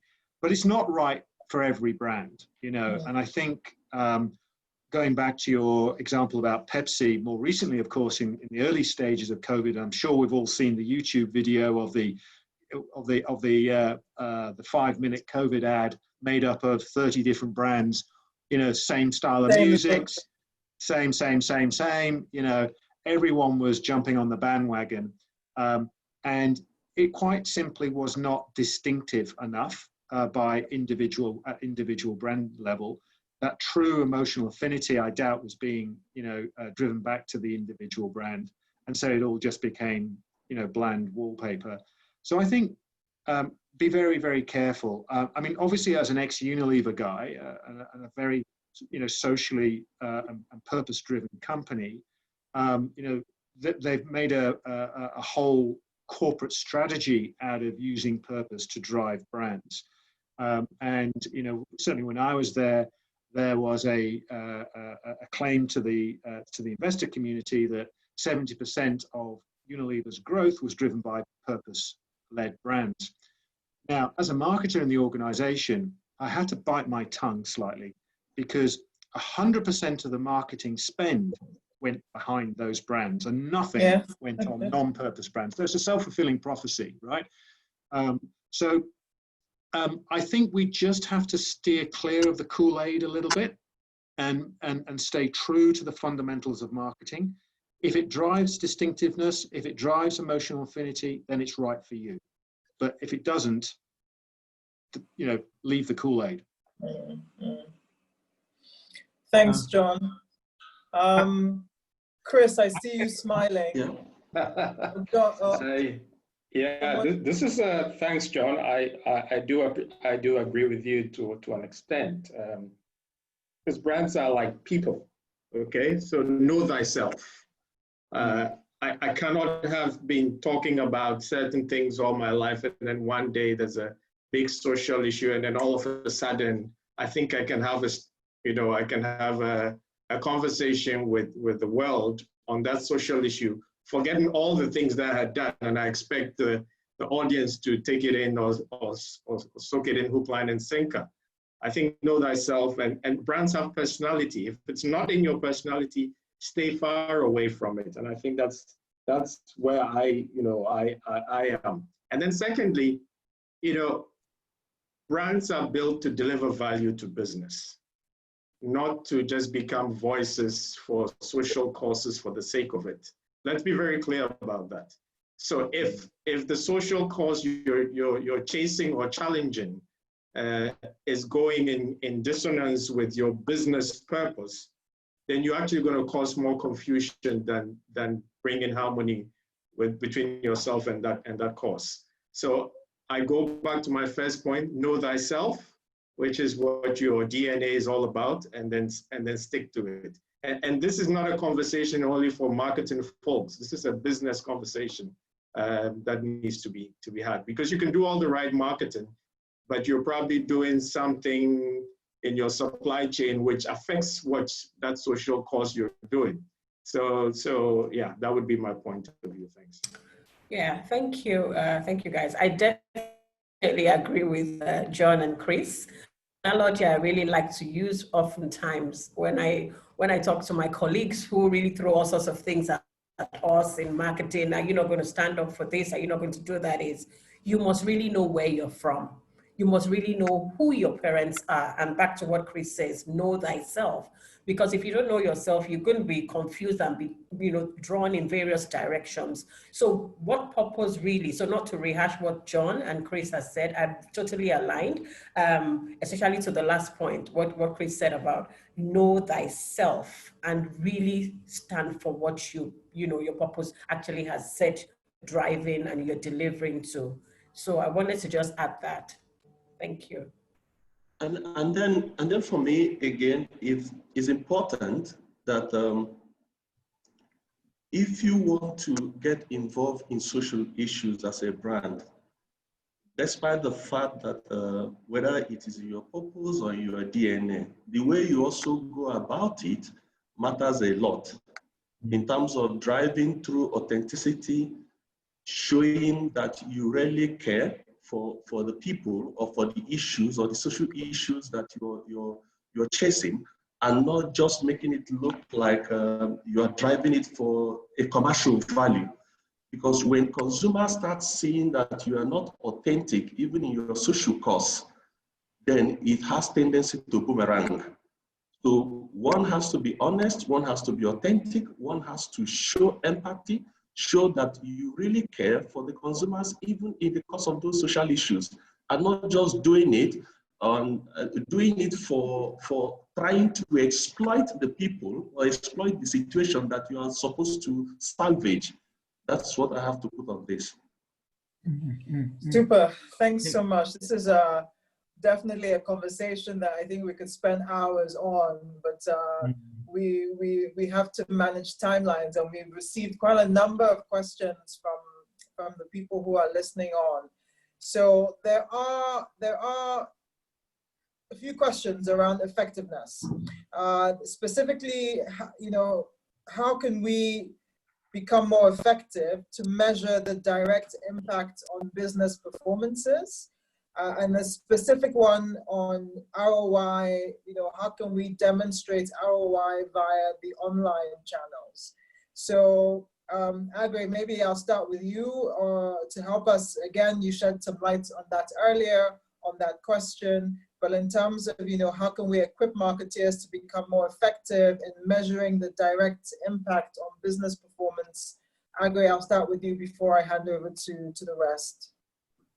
Okay, great. Thanks, Ifeoma. We need to look at the holistic picture of a consumer and markets so that we can be able to better understand how these are interacting and affecting our brands. And as we look at markets and consumers, we also need to understand that the consumer is existing on different planes. The consumer is on the online digital platform, and they are also offline doing a lot of their other work, and they're also shopping.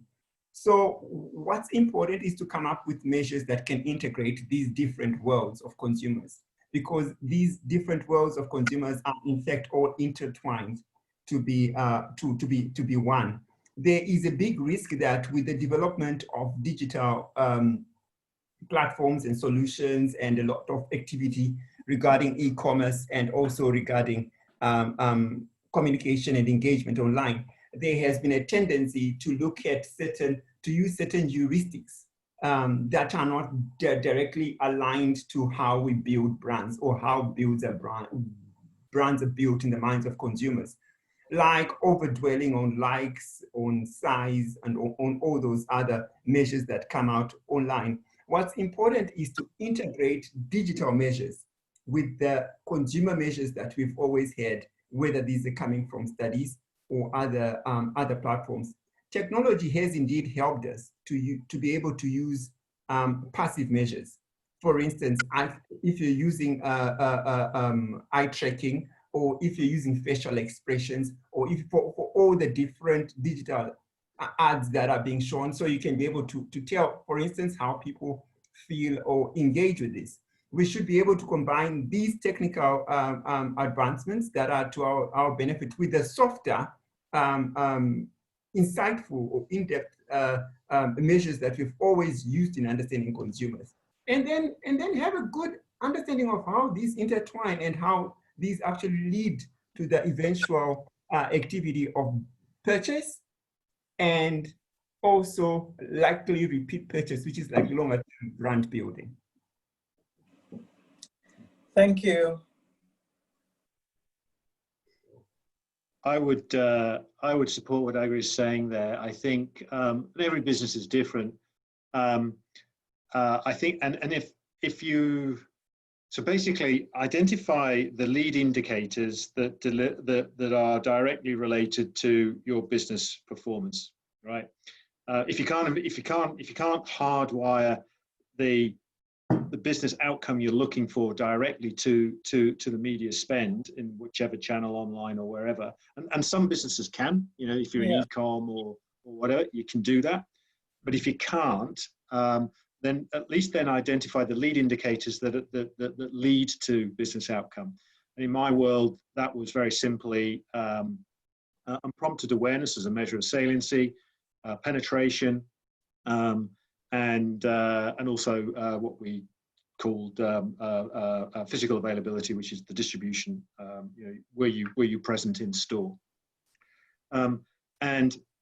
If your marketing spend leads to healthier outcomes on those lead indicators, then there's a direct correlation to business performance, and hence the ROI.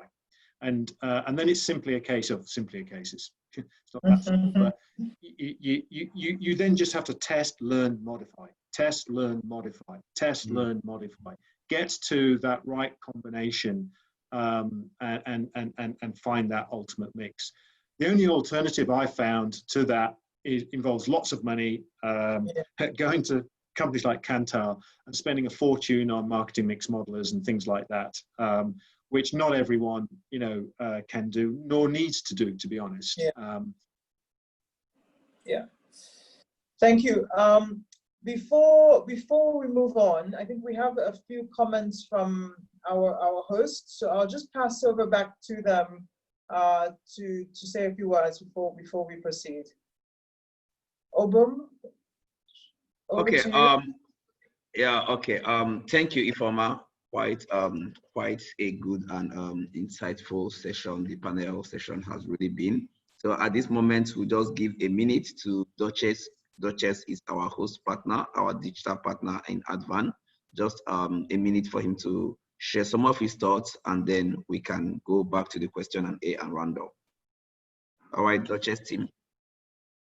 Hi, good afternoon, everyone. Good afternoon. Yeah, it's really great being in your presence. I see a whole lot of people, and it's really insightful.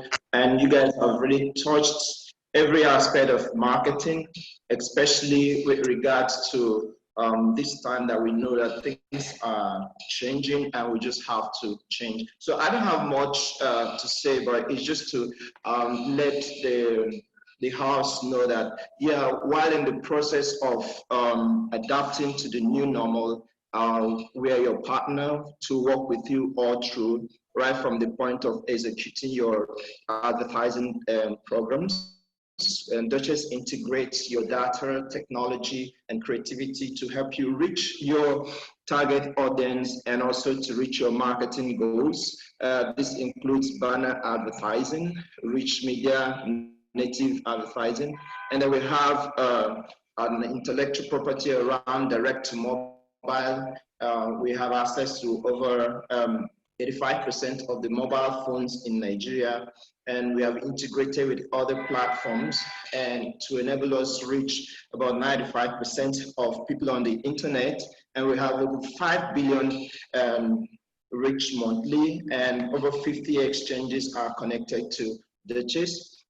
And we give our partners two models of self-serve and also managed service. But whichever one is suitable for you, we're able to deliver, and the key thing is to achieve your goals.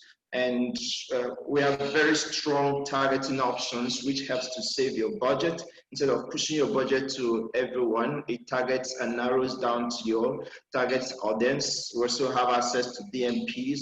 And Mr. John talked about the death of cookies, and we have a solution that also where you don't have cookies, it brings in technologies that is able to help you achieve your targeting, including retargeting and segments. And we have partnered with a huge number of programmatic platforms and suppliers to ensure that you have the widest reach across the internet and apps. And you can always reach us, you can always visit us www.dochase.com, and you can also send us an email on the email info@dochase.com. We've worked with a number of brands, especially in this room. We're also working with a number of partners, including advertising agencies in Nigeria, and we want to walk you all through and help in any aspect we can. Thank you very much. All right. Thank you, Dochase team. So if we take just 2 questions from the Q&A. We are far past our time. We'll spend 25 minutes more to the time allotted. Yes. So I did take one beforehand, which was indeed linked to measurements and for this session. So if we can take.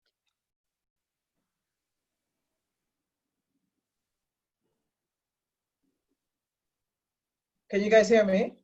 I can hear you. Yes, we can hear you. Okay, super. So we did take that one question on measurement and ROI, which is it's an interesting one.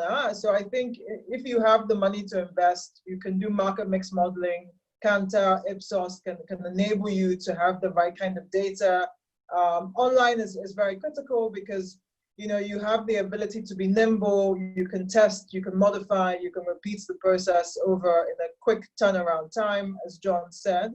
So that was one question from the audience. The second question that I've seen is with regard to data again, and whether or not we should have a dedicated person in-house that's analyzing the data.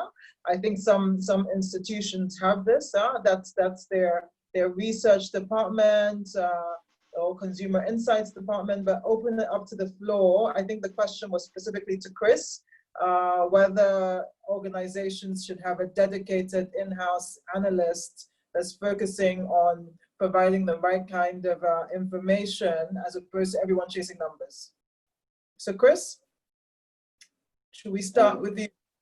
If I may just repeat, it went a little bit, I didn't hear the last bit. My system went off for a few seconds. Sure. So the question is if institutions, organizations should have a dedicated in-house data analyst that's providing the right kind of information on an ongoing basis, because everyone is busy chasing numbers these days. No, absolutely. And this is where my point about let the science lead, because you've got to have data which you can translate into observation and then into insights for decision making to happen effectively. Okay. Now, the data is not only limited to consumer data, which you get from the likes of Kantar or Ipsos or whoever you're getting it from. You've got to have different levels of it. A lot of us work for organizations that have got tons of internal data, okay, from sales data in terms of where is the sales going? I mean, how much time are we spending interrogating this sort of data, okay? I also subscribe to the Byron Sharp movement. So physical availability, penetration is the ultimate goal. So mental availability, physical, you can't have good mental availability if your physical ability is crap. So how much time are we spending interrogating this data? And I think those are some of the things we need to have more deliberate in-house approaches to how we get to it. That's the first thing. Then you've got your external data, and I'm glad to work with partners like Agri and Kantar and all of those guys to bring in an external perspective. I call them, whilst your internal data is your front-facing headlights, you've got to check what's happening behind your back. That's the backlight for you to see who's close by, okay? And that's where external data provides you that information. But in driving a car, we all know we need to have good glasses and good vision. And that comes down to how much time we as marketeers are spending on the front line. Okay, I know because I was there. That helps you to test your hypothesis on all the information that the data has. So yes, it's good to have someone in-house who pull this data into something meaningful for actions to be taken, but that somebody like me or you or any of our colleagues on the front needs to take that action. And that comes down to our own intuition as well as our own knowledge of what is going on. That helps us take these actions in a speedy manner for the benefit of our organization. Fantastic. Thank you. If I may add to what Chris said on this whole issue of data, first and foremost, I think it is nice because I have an in-house data scientist. So we have data scientists in-house who looked at all the data, internal data, and at the same time, the collaboration that we have with our external agency, Kantar, Millward Brown, and all the other agencies that track data for us. But then there's one important thing that I want to highlight here. How much of the time as marketeers do we dedicate to trade visit, where we leave the comfort of our office and we go out there on trade to see for ourselves what is going on? Most of the successes that I've had in my marketing profession is the ability to go out there in trade, see for yourself what is going on, and then get an insight of what is happening around your brands.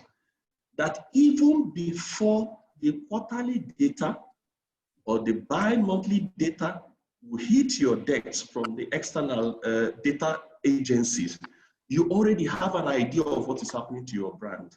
And then the data that you're getting from the agency or the data that you're getting from the data scientists in-house will just be to validate what you have already seen in trade. Because most of these data come retrospective. When you get quarterly data 3 months after, then what would you have done if you are not having a real-time, online real-time information of what is happening to your brand? Then you now see that you're only going to make use of those data for the next coming 3 months. The other 3 months that the data was gotten from the agency is already gone. So it is important that as we rely heavily on internal data and again on external data from our data partners, that we go out there in trade and see for ourselves what is happening. How much of the time did we spend with our salesmen to get the real insight of what is happening to our brands? Because you will know. You will know when your brand is failing the moment you get into the field. So it's not only internal or external data. We have the duty to be out there in the field to see for ourselves what is going on. Yeah, very, very valid point. And I think, you know, it's a continuum. You start with data, and then of course you get insights, and then those insights become foresights, and then what I like to call, you know, informed intuition. But ultimately, ideas can come from anywhere. And to quote what John said earlier, it's those great ideas that really drive growth. Like I said before, we can carry on, but we have to stop. And I think I have to hand back over to the host because we've run out of time a bit. But thank you to all the panelists, everyone who has participated with all the questions. It's been extremely insightful conversation, and I look forward to more of these sessions in the future. Thanks to everyone. Thank you. All right. Thank you, Ifoma. Thank you for helping us coordinate and moderate the session. So quick one, Dochase, please, can we just take two comment or speak from the attendees just so we round up? I'm looking at we go for a hard close by exactly 5 minutes past 1. We should have round up completely.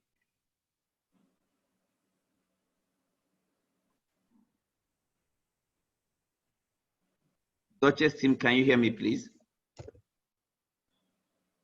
Yes. Okay, so can we just take 2 people from the attendees, please? Okay, we have a number of people in the waiting room. If you have a question, you can raise your hand and I'll enable you to speak.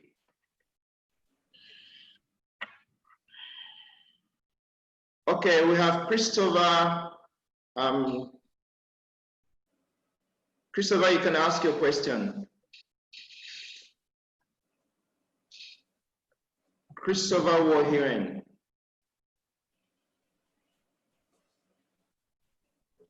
Hello, Christopher, are you there?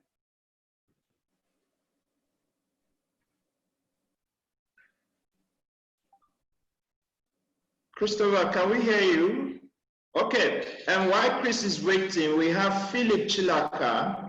And Philip, you can speak now.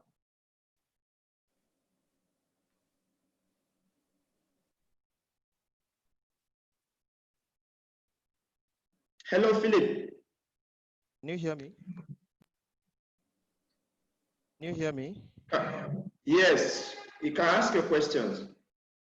Good afternoon, everyone. I want to thank our senior colleagues for the workshop. I would say it's a real workshop because we've been able to benefit a lot from the insights that came through. My question is around at what point do you consider shift from traditional advertising, a large shift from traditional advertising to digital advertising in a VUCA environment, considering the fact that most of the countries, okay, especially like Nigeria, who are still more traditional media led. At what point in time do you make that conscious choice to invest a lot more of your investment into digital advertising, versus traditional advertising?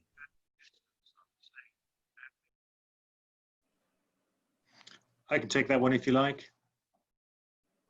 So I think the answer to that question, it relates to understanding where your audience is right now. So if as a result of, changes in audience consumption of media due to the pandemic, more people spending time at home, for example, perhaps watching more TV, more streaming, whatever, or indeed more radio, who knows, whatever the right answer is for you. That really should guide your thinking around optimizing your media mix. And I would encourage everyone to stop thinking around whether it's traditional versus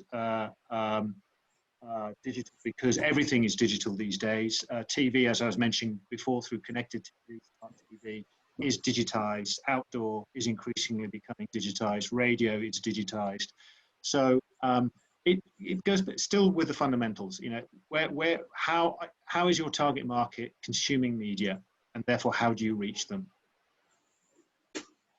Great. Yeah, I would also say that you need to have a really good balance of the different platforms. And what John's just said is very key, because you have to have a mindset of the multiple channels that are available around the consumer and not digital versus traditional.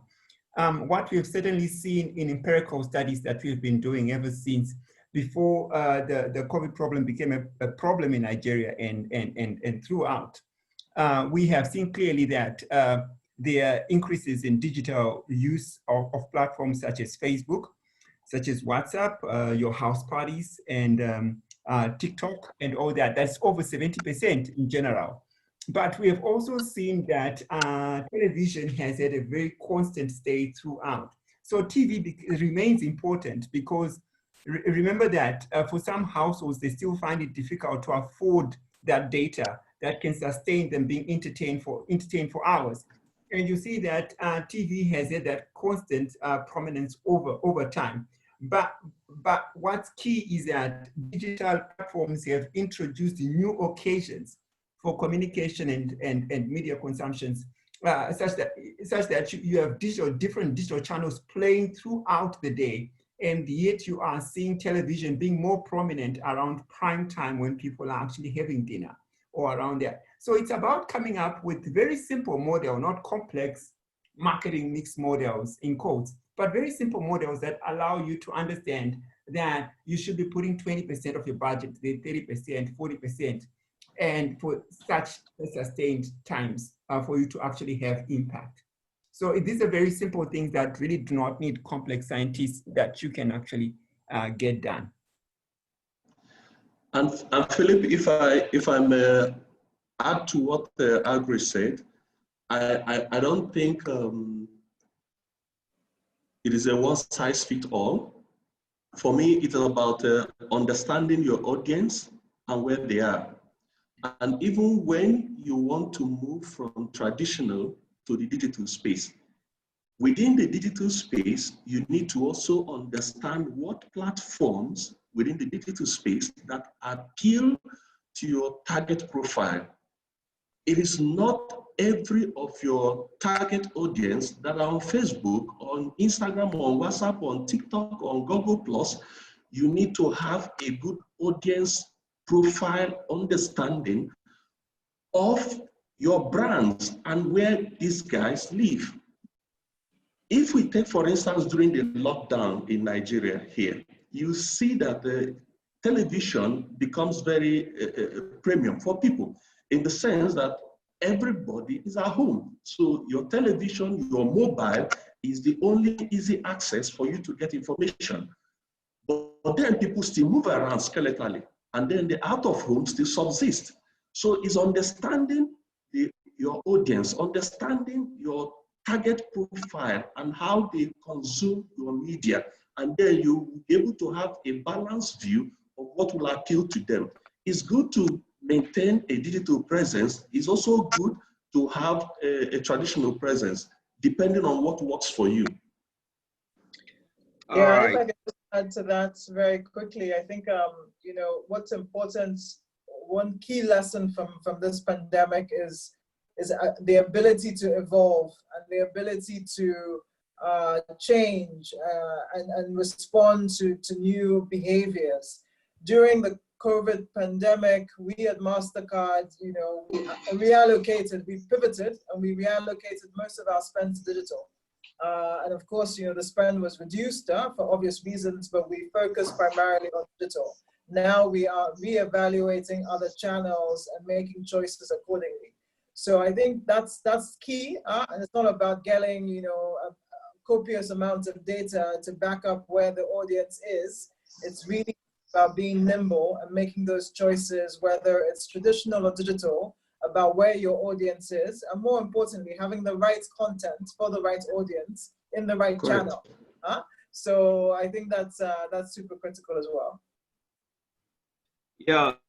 Thank you, Thomas. Thank you all for the views and inputs. We've had very insightful conversations. I mean, I'm screaming out here and my notes are almost filled, but we'll have to have a hard call at this moment, a hard close. We'll continue the conversations on our social media channel. Like I indicated earlier, the slides are very much available for anybody that wants to access them. So at this point, I will call Mr. Gerard, just give a closing remark, and just so we can close out exactly at 10 minutes past 1.